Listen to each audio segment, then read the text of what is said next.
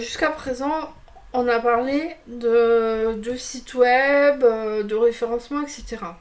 Mais maintenant, je vais vous dévoiler un petit peu qu'est-ce que c'est exactement un site web du point de vue de Google en fait.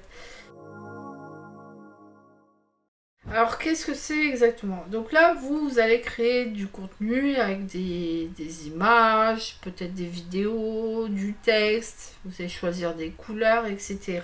Donc en fait, tout ça, ça va être déterminé par un CMS. À moins que vous sachiez coder et que vous soyez une bête de codage, ok. Donc dans ce cas-là, voilà, je pense que vous n'avez pas besoin de regarder cette vidéo, mais dans 90% des cas, c'est créé avec un CMS. Un CMS, c'est quoi? C'est Content Management System. C'est quelque chose qui va vous permettre d'être derrière, à l'intérieur de votre site et de déterminer, là je veux une image, donc je prends une tuile avec une image et je le mets là où je le veux sur le site, ensuite je rentre mon image, etc. Ensuite, voilà, pareil pour le texte, pour les différentes choses. Donc ça, en fait, ça va être créé avec un CMS.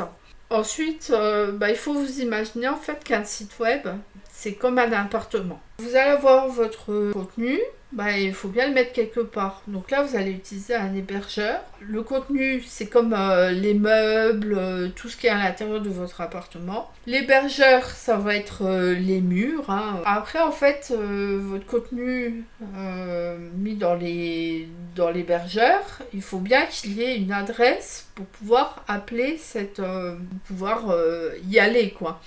Donc on va déterminer un nom de domaine, ça permettra d'avoir une adresse comme une adresse postale. C'est là où on va pouvoir vous appeler. Bon, les puristes ils vont dire ouais mais non c'est pas comme ça. Moi là j'essaye de simplifier au maximum pour qu'un maximum de gens puissent comprendre. Il y aura une chose à bien déterminer dès le départ, parce que ça vous évitera les refontes de sites web. Ça dépend de beaucoup de paramètres qui vont aussi vous concerner parce que il y aura des CMS qui vont être plus compliqués à utiliser et qui seront difficiles à prendre en main pour quelqu'un qui connaît pas du tout l'informatique. Donc là, je vais vous donner quelques pistes concernant les CMS qui sont actuellement sur le marché. Et moi, je vais vous donner un petit peu mon opinion. Après, libre à vous de faire votre choix. Vous allez voir que il y en a qui vont dire ouais, il y a quand même deux intrus. Je vous en parlerai après.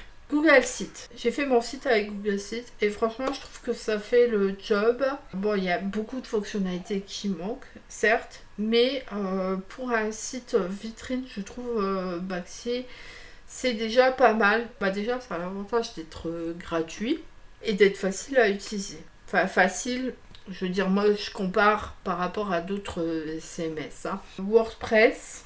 Si vous voulez vous lancer dans un WordPress et que vous n'y connaissez rien, je vous recommande vivement d'utiliser le constructeur de thème Elementor. Enfin, en thème et en constructeur de thème. Après, moi, WordPress, je l'ai utilisé en fait parce que j'y connaissais rien. On m'a dit, ouais, faut faire un WordPress. WordPress, à l'époque, j'ai dit, je prends ça. C'est hyper compliqué. Pour ce que j'aurais dû faire au départ, moi, j'ai regretté d'avoir pris WordPress, quoi.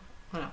Après, il y a Webflow. Alors ça, j'en ai entendu du bien, j'ai jamais utilisé personnellement. Quand même déjà avoir des compétences en création de site web pour réussir à l'utiliser. Après, moi, j'ai pas de recul. Webador ou Wix, je vois beaucoup de gens qui l'utilisent. Moi, ce qui me désole un petit peu dans ces constructeurs de sites, au début c'est gratuit, mais en fait il n'y a pas assez de fonctionnalités, donc on est toujours un petit peu obligé de payer une petite option, et puis finalement le site il revient cher. System.io, ça peut être intéressant pour les gens qui vendent des formations. Enfin, d'ailleurs, c'est créé pour ça. Moi, ça fait longtemps que je ne l'ai plus utilisé, mais je crois qu'il y a des gens qui ont même la possibilité de faire leur site web. Donc, si vous êtes plutôt un infopreneur, ça peut être quelque chose d'intéressant. Par contre, c'est un petit peu cher. À l'époque, c'était 27 € par mois. Si vous le rentabilisez, c'est bien. C'est vrai qu'il y a des fonctionnalités vraiment intéressantes, mais si vous le rentabilisez pas, vaut mieux vous orienter vers autre chose. Calendly, moi je l'ai mis. C'est pas SMS à proprement parler, mais si vous êtes en activité libérale et que vous avez par exemple besoin d'une page, uniquement d'une page pour que les gens viennent prendre rendez-vous avec vous, ça pourrait être intéressant pour vous. Si vous le personnalisez bien et tout, vous pouvez avoir quelque chose d'intéressant, déjà avoir une page internet quoi. Blogueur, ça rejoint Google Sites. Et d'ailleurs, vous pouvez intégrer Blogueur à Google Sites. Si maintenant, par la suite, vous aimez bien écrire, vous avez envie de partager des choses avec les gens, bah vous pouvez intégrer Blogueur à votre site ou l'utiliser en tant que blog si vous avez juste besoin d'un blog. Aussi, pareil, on va me dire ouais, Canva c'est pas un constructeur de site. Moi je trouve ça super intéressant pour les artistes. Si vous avez besoin juste de présenter votre portfolio, que vous n'avez pas besoin d'être hyper bien référencé parce que vous avez déjà un réseau sur Instagram, vous avez déjà une bonne communication à ce niveau-là et que vous n'avez pas besoin de beaucoup de fonctionnalités pour votre site, bah, je trouve que Canva, bah, ça peut être très bien. Moi d'ailleurs, sur un autre site où j'avais beaucoup de photos, genre j'en ai 200, 300 photos à mettre. Je me suis dit jamais de la vie mon site il va survivre si je mets toutes ces photos, en plus il va falloir toutes les recadrer et tout. Bon bah moi j'ai fait un portfolio qui m'a permis de regrouper toutes mes photos et puis bah j'ai rajouté un petit onglet sur le site et en fait l'onglet il redirige vers ma page Canva. Alors le dernier, moi je vous ai gardé le meilleur pour la fin. J'ai encore pas eu l'occasion de l'utiliser. Je vais vous parler d'Hostinger. Dans la même maison en fait vous avez tout.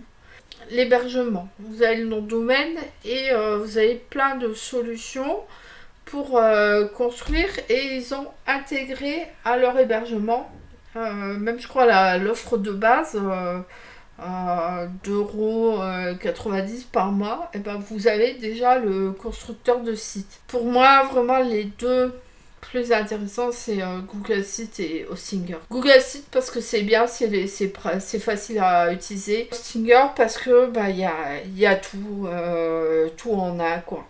Et pour moi c'est les deux CMS que je préfère.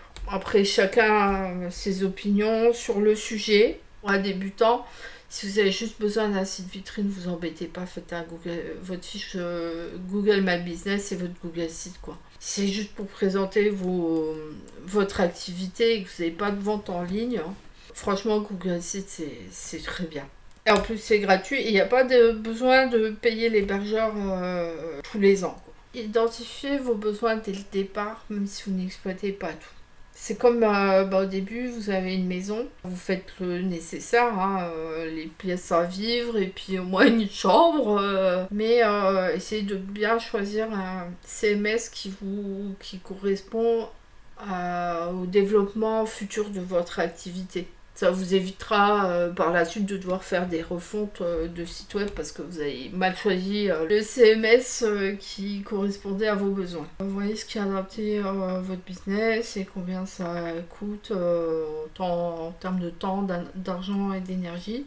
Vous voyez par exemple si vous êtes artiste, vous avez juste besoin d'un portfolio. Voilà, Canva ça fait le job. Vous avez juste besoin d'un site vitrine parce que vous avez une activité déjà assez technique. C'est du B2B. Vous avez juste besoin que les gens vous trouvent et puis vous appelez un site vitrine. Des fois, ça peut faire juste le job. Maintenant, la vente en ligne, là, c'est un peu plus technique. Et en plus, ça peut être différent suivant que ce soit des produits physiques ou des produits virtuels comme par exemple des formations, des webinaires, etc. Donc là, la vente en ligne, c'est un peu plus particulier. Vous voyez par exemple aussi si vous avez besoin d'une solution d'emailing, il y a des commerces qui marchent très bien avec l'emailing. Si vous avez besoin de prise de rendez-vous en ligne pour une activité libérale, Si maintenant vous avez besoin d'un pop-up, des captures d'email pour constituer votre base d'email pour pouvoir envoyer de temps en temps des messages à vos clients, voyez si vous en avez besoin. Dans ce cas-là, ça va orienter le choix de votre CMS.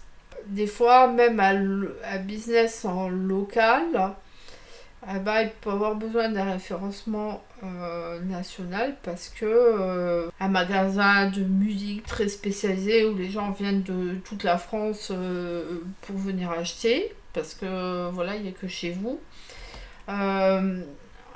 Après, voyez, voyez quels sont vos besoins concernant votre site. C'est important d'avoir déjà une idée d'avoir cette réflexion là parce que après ouais ça vous évitera d'avoir trop de perte de référencement au cas où vous avez besoin de faire une refonte de votre site. Pour un petit commerçant dur, si vous perdez 100 visites par mois, c'est pas grave, mais si vous perdez 10 000 visites par mois parce que vous aviez mal construit le site web et après vous devez faire une refonte et vous perdez en référencement, les conséquences ça seront un petit peu différentes quoi.